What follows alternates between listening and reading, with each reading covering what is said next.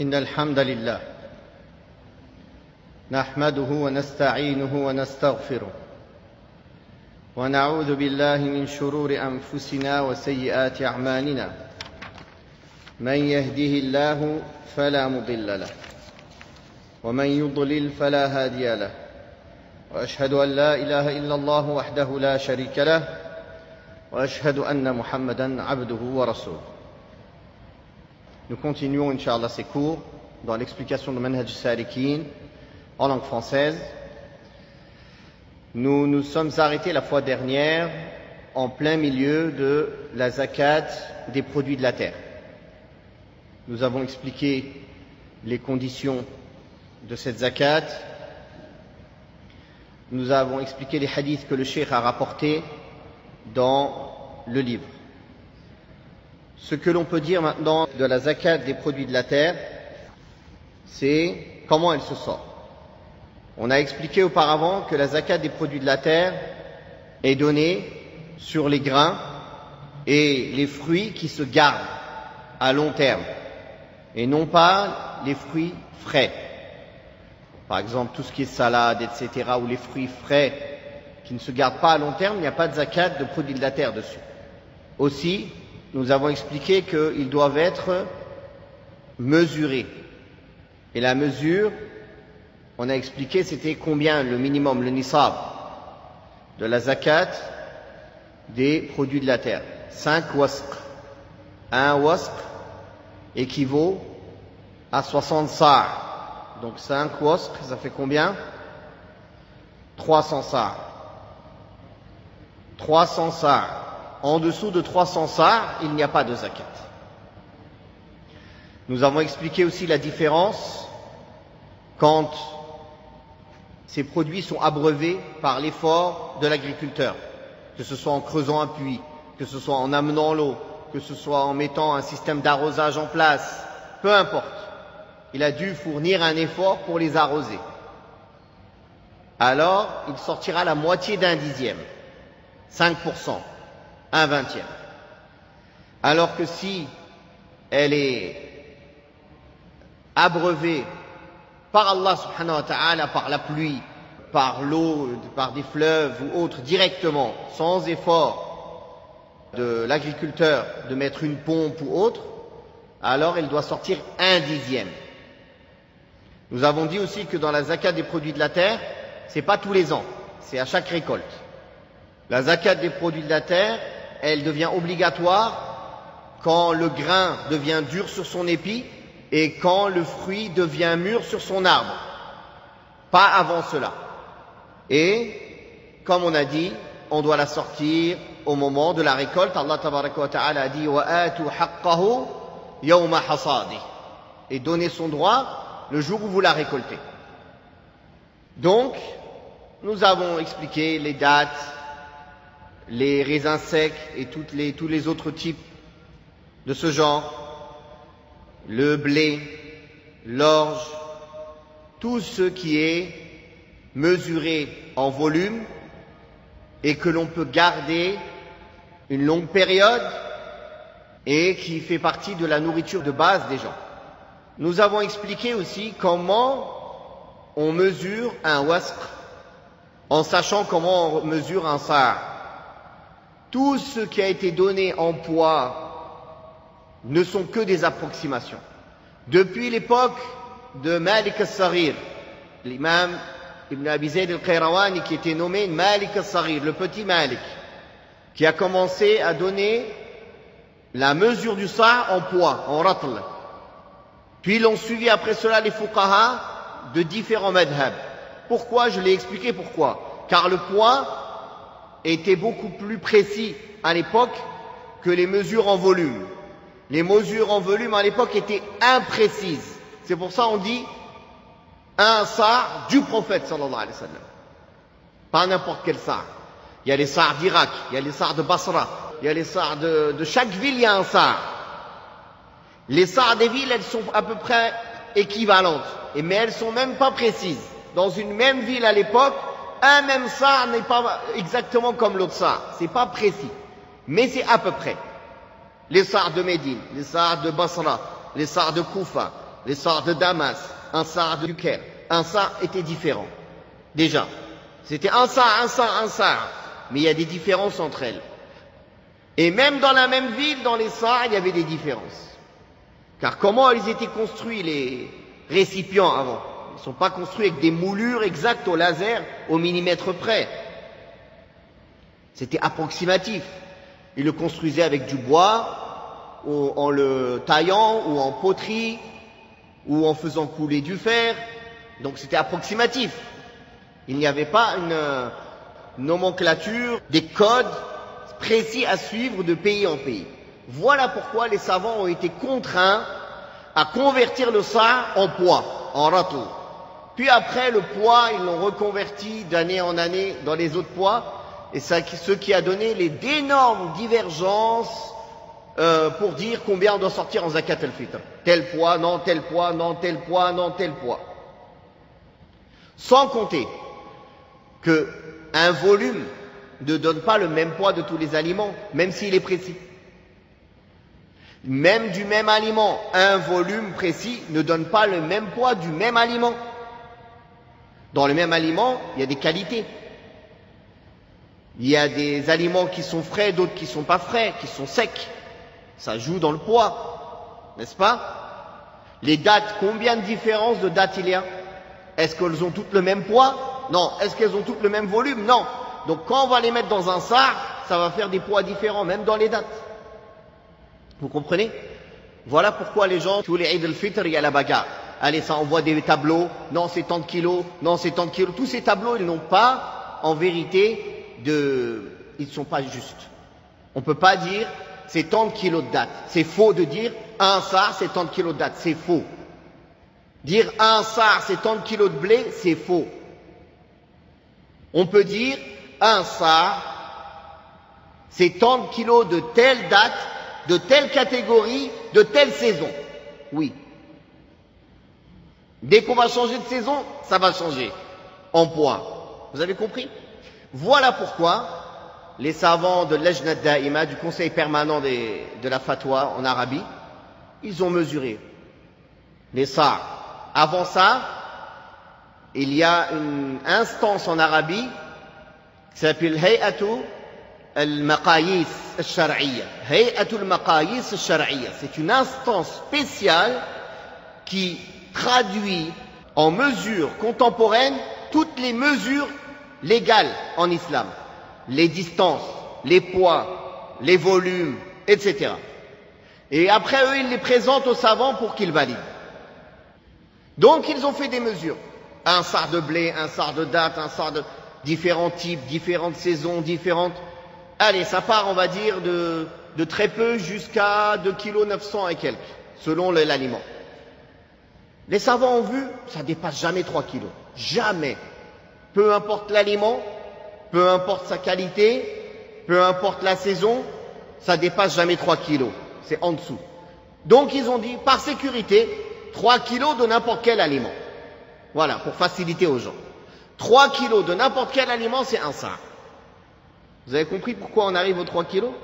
C'est comme ça qu'ils y sont arrivés. Mais sinon, la même instance, Hay'at al-Maqayis al-Shar'iyya, ils ont fait l'équivalence du sar en litres. Ils sont revenus à tous les textes qui parlent du sar, à toutes les mesures qui ont été données dans les différentes époques, ils ont réuni tout ça, ils ont fait les tests, et ils ont dit ça fait 2,920 litres. Donc si tu as une bouteille qui fait un peu moins de 3 litres, 2,920 litres, tu la coupes, tu remplis dedans d'aliments de ce que tu veux jusqu'au bout, ça fait un sar. Tu prends un fond de grosse bouteille, tu le coupes, tu mets 3 litres, 2,920 litres d'eau dedans. Ils ont dit 3 litres, après Hay'at Kibar al-Ulama, ils ont dit 3 litres par sécurité. Ils sont montés un peu au-dessus. Ils ont dit 3 litres. Tu mets 3 litres d'eau, tu fais un trait, ou tu coupes à l'endroit des 3 litres d'eau si tu veux, si c'est en plastique, pile. Si c'est une grosse bouteille, vous savez, celles de 5 litres, les bidons là. Tu coupes à l'endroit où ça fait 3 litres d'eau. Pile, si tu veux être précis, 2,920 litres d'eau. Tu coupes. Bah là, tu as un sar. Tu le gardes toute ta vie, c'est un sar. Tu mets dedans des dattes jusqu'au bout, c'est un sa' de date. Tu mets dedans du riz jusqu'au bout, c'est un sa' de riz. Tu mets dedans des pâtes jusqu'au bout, c'est un sa' de pâtes, etc. Mais comme on sait que les gens ne feront pas ça, 3 kilos. Barakallahu fikum. 3 kilos, vous êtes sûr d'avoir sorti la mesure pour zakat al-fitr. Là on parle de zakat al-fitr parce qu'il y a le sa' dedans. On a parlé du sa' ici dans la zakat des produits de la terre. Donc c'est pour ça qu'on a dérivé sur zakat al-fitr. Donc vous avez compris le problème du sa' et pourquoi toutes ces discussions et pourquoi tous les tableaux sont faux. Je le dis et j'en assume les conséquences. Tous les tableaux sont faux. Je vous ai expliqué pourquoi ils sont faux. Donc arrêtez de répandre ces tableaux chaque année. Arrêtez. Parce que vous trompez les gens. À cause de vous, peut-être certains ils sortent moins que la mesure obligatoire. 3 kilos, c'est la fatwa où on est sûr que ça dépasse le sa'. C'est pour ça qu'on dit aux gens 3 kilos. Peu importe l'aliment. En pois, en grains, en friquet, en bourre, en sha'ir, en date, en aqit, ce que tu veux. Parmi les aliments qui se sortent. Barakallahu fikum. Taïb. Ça, je voulais y revenir. Ça, c'était la fin de mon cours de la fois dernière. Je parlais du sa' et de comment on mesure le sa' et pourquoi les mesures n'étaient pas exactes avant et pourquoi aujourd'hui les savants l'ont converti ou en kilos ou en litres. Pourquoi on ne dit pas un sa'? Je vous ai expliqué, maintenant, Inch'Allah, vous avez compris. Barakallahu fikum. Si on a compris tout cela, donc en dessous de 300 sa', wasq, de 5 wasq awsuq, il n'y a pas de zakat sur les grains et les produits de la terre.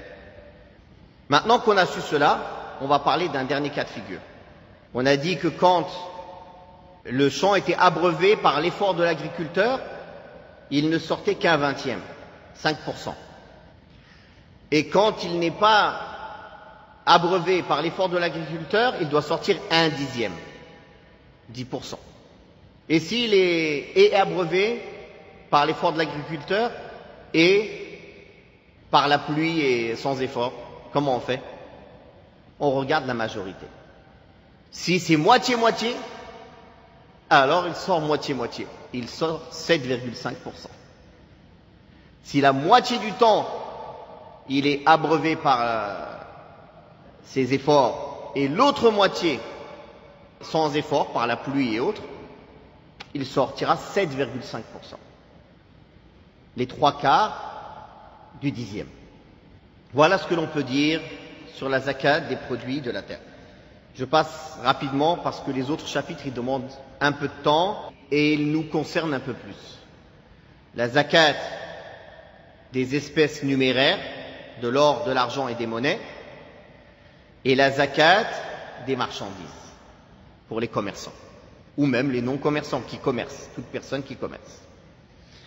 On va commencer par la zakat des espèces numéraires. Nous avons cité auparavant que le cheikh a dit, nous avons vu plus haut que les espèces numéraires ne sont pas assujetties à la zakat tant qu'elles n'atteignent pas la somme de 200 dirhams. Une fois ce seuil atteint, le taux à prélever équivaut au quart du dixième, c'est-à-dire 2,5%. 200 dirhams, c'est pas 200 dirhams ni marocains, ni 200 dirhams émiratis. C'est 200 dirhams en argent, les pièces d'argent. Le poids d'une pièce en or à l'époque du prophète sallallahu alayhi wa sallam, du dinar, c'était 4,25 grammes. Et le poids d'une pièce d'argent au temps du prophète sallallahu alayhi wa sallam était 7/10 du poids de la pièce en or. C'est-à-dire 70% de son poids. De la pièce en or. Et ceci, il y a unanimité dessus. Que le poids du dirham en argent, il fait 7/10 du poids du dinar en or. On va y venir, Inch'Allah. La zakat de l'or, de l'argent et des deux monnaies. On a vu un texte qui parlait de la zakat de l'argent. Concernant l'or, il faut savoir qu'il y a unanimité sur l'or et l'argent, sur leur zakat. Et le nisab de l'or, il y a unanimité que c'est 20 mithqalan. 20 mithqal.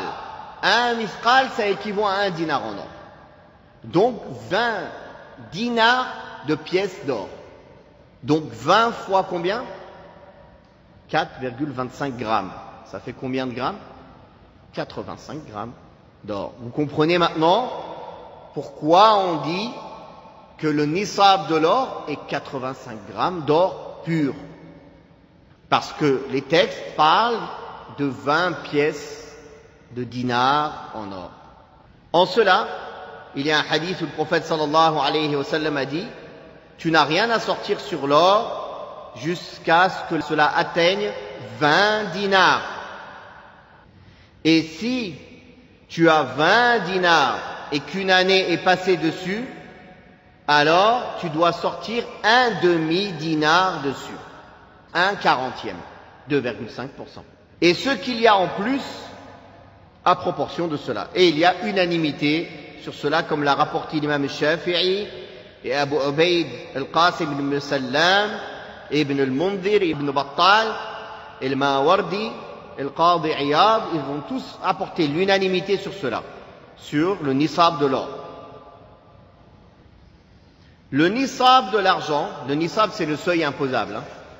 Le nisab, ça veut dire le seuil imposable. Le nisab de l'argent est de 5 awaqin, ce qui fait 200 dirhams d'argent. 200 dirhams d'argent.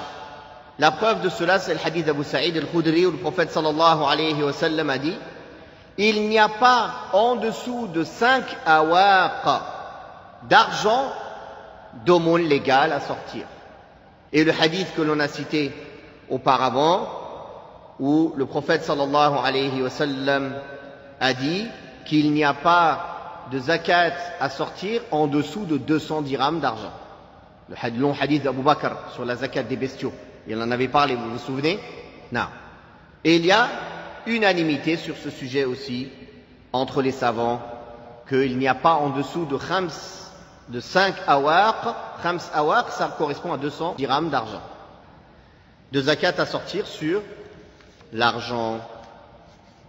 Maintenant que l'on a compris cela, qu'est-ce que ça donne en mesure actuelle, comme on a dit? Un mithqal, on a dit que la zakat c'est 20 mithqal, le nisab. Le seuil imposable c'est 20 mithqal, 20 pièces d'or. 20 dinars en or. Et un dinar en or, ça fait 4,25 grammes d'or pur. Donc on multiplie les 4,25 par 20, ça fait 85 grammes d'or pur. En dessous de 85 grammes d'or, on n'a pas de zakat à sortir. Concernant l'argent, un dirham en argent, on a dit qu'il y avait unanimité pour dire que c'était 7/10 du poids d'un dinar en or. Et 7/10 du poids d'un dinar en or, c'est combien? J'avais dit approximativement la dernière fois, si vous vous souvenez, 2,97 grammes. En fait, c'est 2,975. On multiplie par 200 dirhams en argent, et ça fait 595 grammes d'argent. Donc maintenant, vous comprenez d'où viennent ces poids. Quand on dit le nisab de l'or est 85 grammes, et le nisab de l'argent, 595 grammes. Vous voyez maintenant d'où on tire ça. On tire ça des textes clairs, les hadiths authentiques, et l'ijma', l'unanimité sur la quantité sur laquelle il y avait la zakat à prélever. Juste après, les savants ont fait l'effort de les convertir en mesures modernes, en grammes. C'est là l'effort, il a été fait pour cela. Car auparavant, ils ont essayé de les convertir en mesures, en poids. Ils les ont fait avec ce qu'ils avaient. Ils ont dit, ça fait tant, le poids de tant de graines de blé. Ça pose un problème encore. Ça pose un problème. Quel blé? La taille du blé? La fraîcheur du blé? Donc ça a fait des divergences. Vous avez compris? Mais ils faisaient avec ce qu'ils avaient. Ils n'avaient pas les mesures exactes comme on a maintenant. Barakallahu fikum. Donc les savants on fait des recherches, les instances spécifiques dans la zakat de chaque pays, il y a des instances qui recherchent sur la zakat, qui s'occupent de la zakat. Ils ont fait des recherches qu'ils ont présentées aux grands savants et ils sont arrivés à ce résultat. Ils sont arrivés à ce résultat et à ce grammage précis. 85 grammes d'or pur, c'est le seuil imposable. Et 595 grammes d'argent pur, c'est le seuil imposable.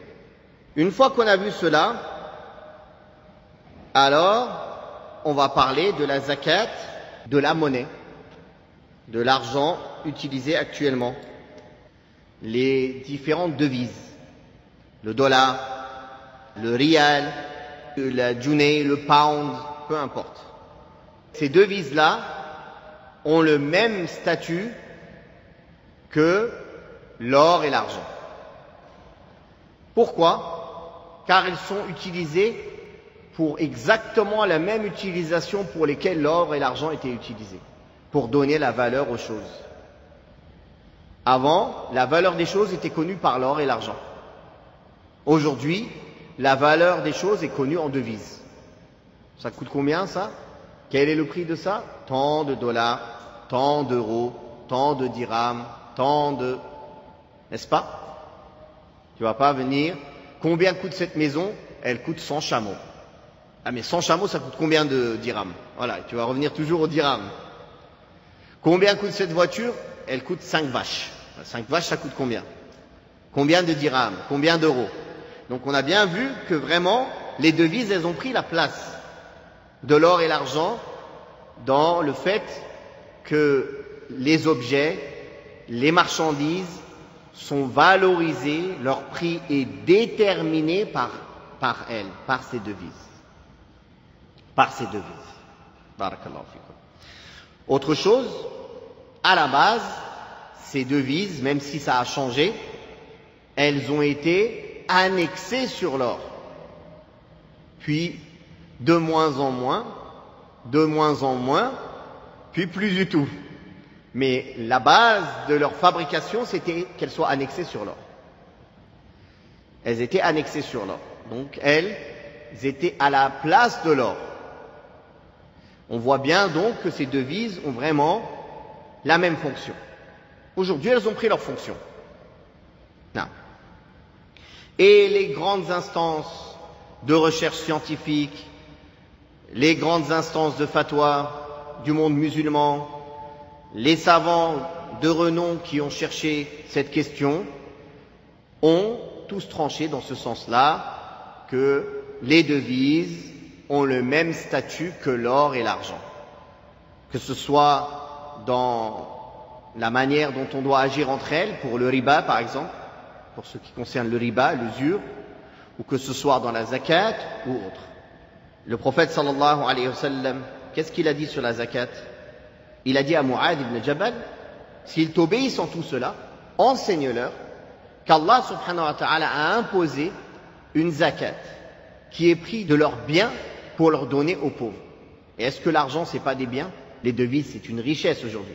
Donc, le sens de ce qui est voulu dans la richesse se retrouve dans les devises. Donc ceux qui veulent faire croire, non, c'est que des papiers, ça a aucune valeur, il n'y a pas de zakat à donner dessus, on peut faire riba avec, parce que c'est ça. Qu'est-ce que ça sous-entend de ne pas dire ça? Ça va très loin. Si on n'accepte pas cette idée-là, aujourd'hui que ça prend la place de l'or et de l'argent, on va très loin. Il n'y a plus de haram aujourd'hui. Tout le monde fait riba, tout le monde fait le haram, personne donne la zakat. Et tout le monde reste pauvre. Et il n'y a plus de limite dans les ventes et les achats parce que c'est que des bouts de papier sans valeur. Vous avez compris la gravité de ne pas comprendre ce sujet, où ça peut mener? Car celui qui voit que les devises, c'est pas comme l'or et l'argent, dans ce cas-là, je peux faire ce que je veux avec. Il n'y a pas les mêmes règles que sur l'or et l'argent, n'est-ce pas? Barakallahu fikum. Un autre point dont je veux parler, je vais en parler maintenant, je vais en parler dans les marchandises après. Vous vous souvenez, dans le premier cours d'introduction de la zakat, j'ai parlé de la manière dont on sort la zakat. Comment on calcule un haoul, une année lunaire. Et qu'est-ce qui est pris en compte quand on doit sortir la zakat? Et j'avais expliqué que les biens qu'on possède, leurs fruits sont comptés à la même date que la base. C'est-à-dire, notre argent a rapporté de l'argent. L'argent qu'il a rapporté, on l'a gagné, ce bénéfice, on l'a eu que un mois avant la date où on sort la zakat. Est-ce que ce bénéfice, on le compte dans la zakat ou non? Oui, obligatoirement. Car c'est les petits, comme ils disent, l'argent il a fait des petits. C'est le bénéfice, le fruit de la première partie sur laquelle la zakat était déjà obligatoire. Donc, elle est comptabilisée comme faisant partie de la première, de la base de cet argent. Barakallahu fikum. C'est important de bien comprendre ça. De même, un commerçant, il a un capital. D'accord? Suivez-moi bien. Sur lequel il sort zakat habituellement. Il a sa date où il sort la zakat habituellement. En cours d'année, il engage un commerce. Donc, de ce capital, il prend une partie de son argent. Vient la date où il doit sortir la zakat de son argent. Est-ce qu'il comptabilise le commerce, qu'il y a dans le commerce, les marchandises dans le commerce avec, oui ou non? Oui. Parce que c'est le bénéfice, le fruit, la continuité de l'argent qu'il a depuis 1 an déjà. Ce n'est pas quelque chose de nouveau qui n'a rien à voir. Barakallahu fikum. C'est important de bien comprendre ça. On avait parlé d'un troisième cas de figure, où il reçoit de l'argent, mais extérieur à son argent sur lequel il avait une zakat à sortir. Il avait 100 000 euros. Et 2 mois avant la date où il sort la zakat sur ces 100 000 euros, il fait un petit travail en plus où il gagne dessus 20 000 euros. Et le moment de sortir la zakat arrive. Est-ce qu'il sort sur 120 000 ou sur 100 000? Normalement, il sort que sur 100 000. Mais, s'il n'est pas capable de séparer son argent, de séparer ses comptes des différentes entrées qui se font, qui ne sont pas liées les unes avec les autres, dans ce cas-là, il est obligé de sortir sur 120. S'il n'est pas obligé, au minimum, c'est recommandé. Pourquoi?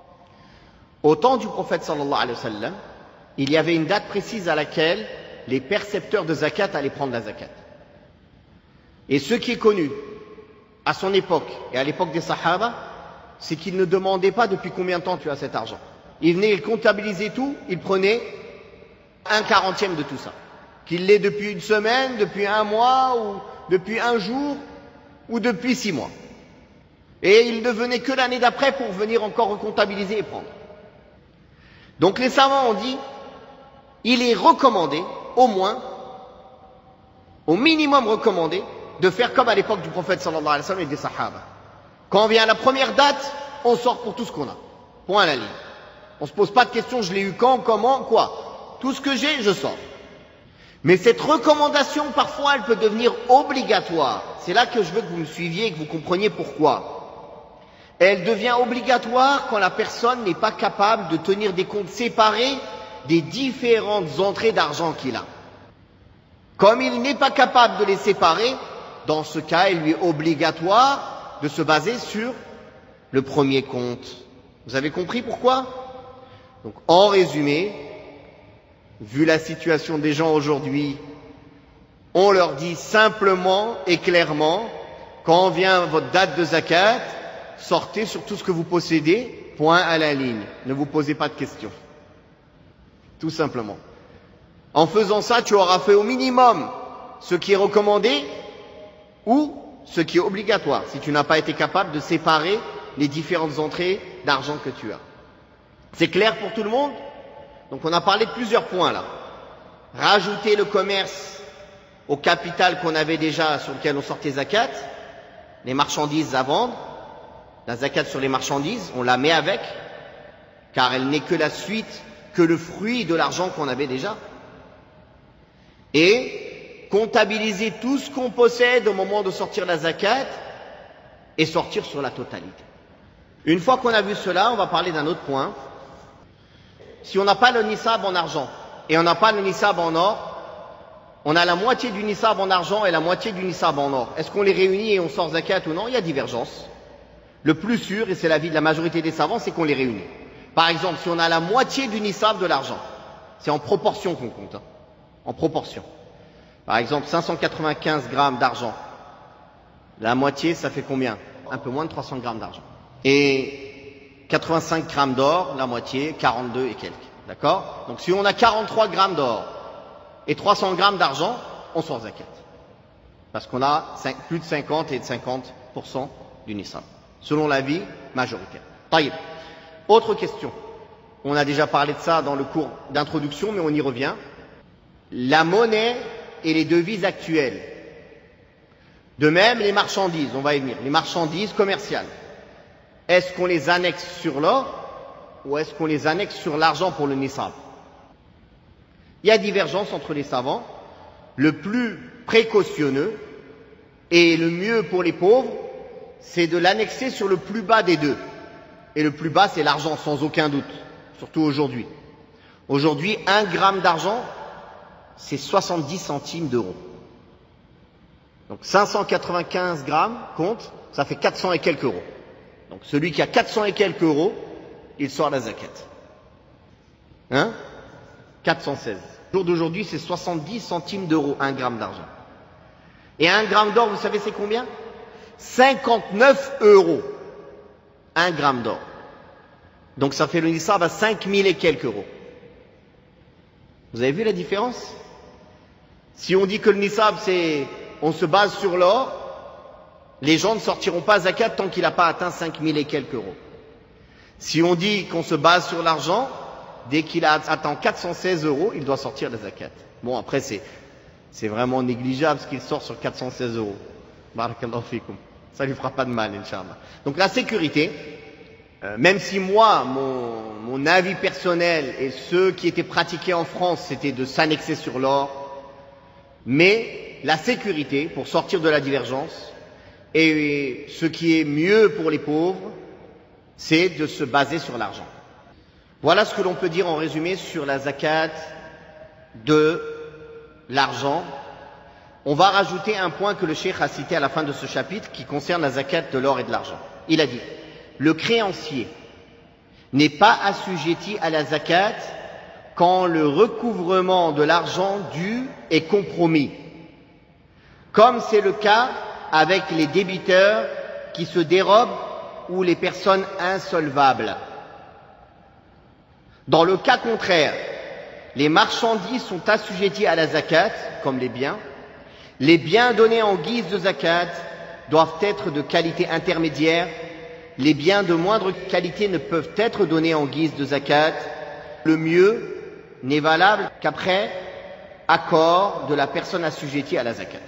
Donc là, il parle d'un sujet qui est les dettes. Si des personnes nous doivent de l'argent et le moment de la zakat est venu, c'est un sujet sur lequel les savants divergent aussi. Et l'avis du cheikh, et que l'on a défendu auparavant, c'est qu'on partage les dettes en deux catégories. Les dettes qu'on espère récupérer et celles qu'on ne pense pas pouvoir récupérer. Celles qui sont compromises. Comment elles peuvent être compromises? Dans un des trois cas. 1. La personne qui nous doit une dette est insolvable. Il n'a pas les moyens de nous rembourser. Donc le remboursement est compromis. 2. Il est riche, mais il ne veut pas payer. Il se dérobe. Plus tard. Il peut rembourser, il ne veut pas rembourser. Il traîne. La troisième catégorie, c'est une personne qui renie carrément qu'il a une dette envers nous et on n'a pas une preuve évidente avec laquelle on peut le forcer à nous rembourser notre dette. On n'a pas de preuve. Dans ces trois cas-là, on ne comptabilise pas ces dettes dans la zakat à donner. Le jour où on les récupérera, ils rentrent dans nos biens et quand vient le moment de la zakat, on sortira zakat dessus. Le deuxième cas de figure, les dettes qu'on espère récupérer. Il y a une personne qui nous rembourse sa dette tous les mois, tous les ans, comme prévu. Ou on pense qu'il va nous rembourser à la date prévue. C'est une personne qu'on connaît être honnête et qui n'est pas insolvable, alors celles-là, on les compte comme si on les avait en poche. On sort zakat dessus. Barakallahu fikum. La zakat des marchandises. On entend par marchandise toute chose destinée à la vente et à l'achat dans le but de réaliser un profit. Les marchandises sont évaluées au terme d'une année, puis l'on donne leur zakat aux indigents selon leur équivalence, c'est-à-dire en or ou en argent, en monnaie. On ne la sort pas en marchandises.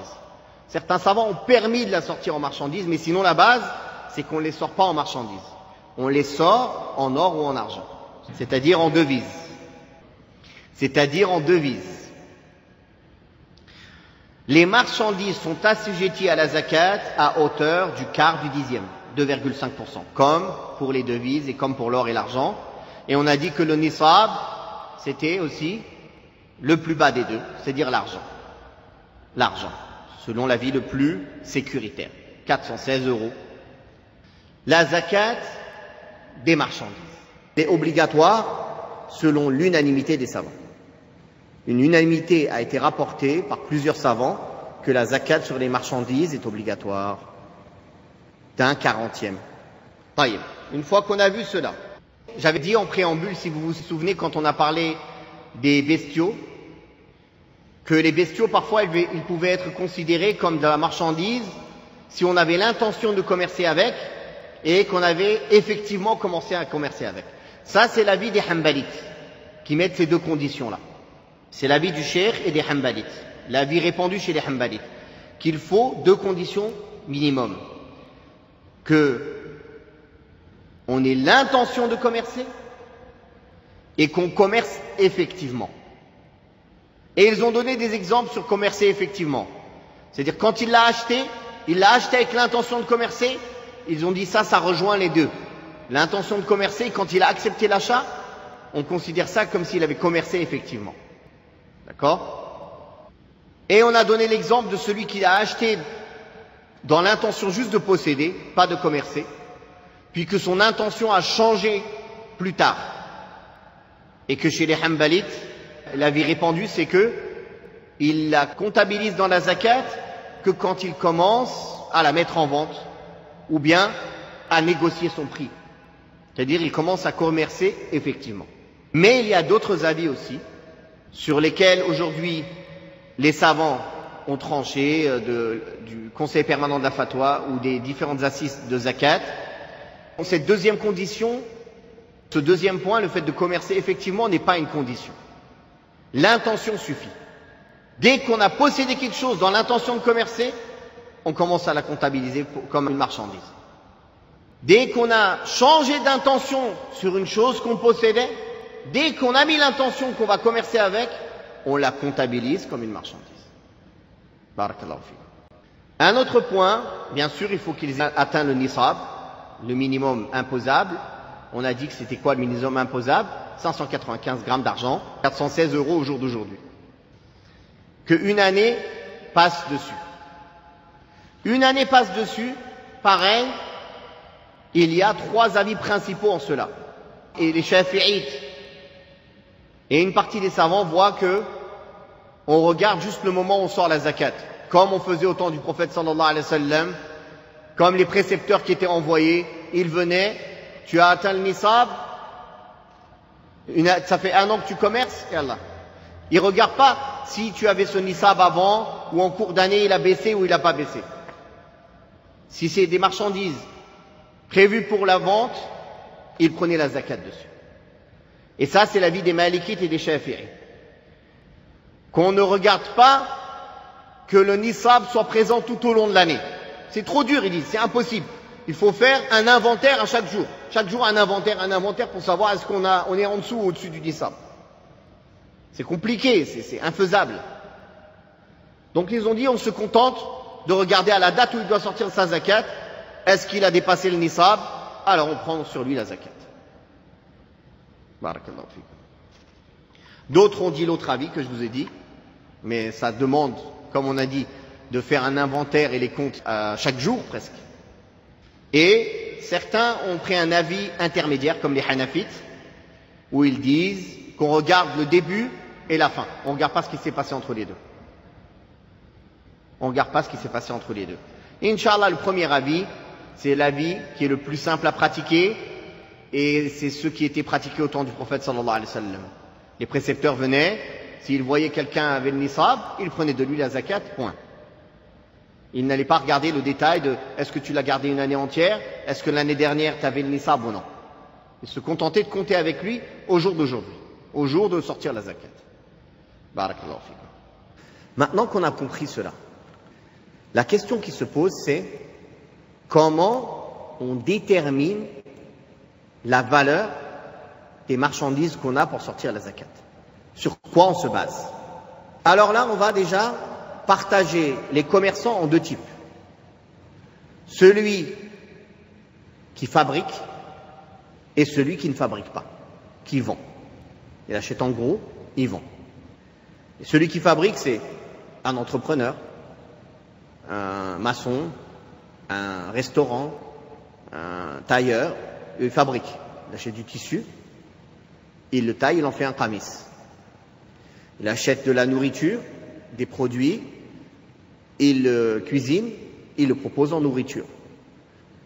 Pareil, un entrepreneur. Donc vous avez vu, il y a deux types ici de marchandises. La marchandise qui est proposée comme on l'a acheté, et il y a la marchandise qui est le fruit d'une fabrication ou autre. La marchandise qui est proposée à la vente, on la comptabilise au prix du marché, c'est-à-dire au prix de vente général. Même ça, il y a divergence. Certains disent on le comptabilise au prix de gros. Combien il se vendrait en gros? Parce qu'ils disent le prix de gros, c'est le prix dont on est sûr qu'on peut le vendre. Alors que les autres prix, on n'est pas sûr. On n'est pas sûr de le vendre si on le vend plus cher au prix du marché.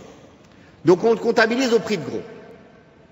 D'autres disent non, pas au prix de gros, mais au prix unitaire, mais du marché. C'est-à-dire le prix le plus bas du marché au prix unitaire. Pas au prix de gros. Donc il y a deux avis sur cela. Puis on comptabilise, en résumé, tout ce qui vient dans la main du client.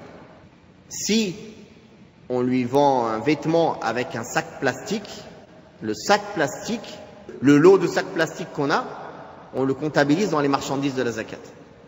Parce que ce sac plastique arrive dans la main du client. Tout ce qui arrive dans la main du client est comptabilisé. Et pris en compte pour estimer la valeur de la marchandise qu'on a pour la zakat. Ce qui n'est pas pris en compte, c'est quoi? Tout ce qu'on utilise. Les voitures, les machines, les meubles, tout ce qui est utilisé, qui n'est pas destiné à la vente. Pareil pour quelqu'un qui fabrique. Quelqu'un qui fabrique, lui, il comptabilise au prix d'achat. Ni au prix de gros, ni au prix de vente, au prix d'achat. Combien il a acheté. Donc le maçon, le tailleur, le restaurateur, il comptabilise au prix d'achat tout ce qui vient dans la main du client. Les épices, l'huile, la nourriture, peu importe, tous les ingrédients. Par contre, il ne comptabilise pas ce qui n'arrive pas dans la main du client.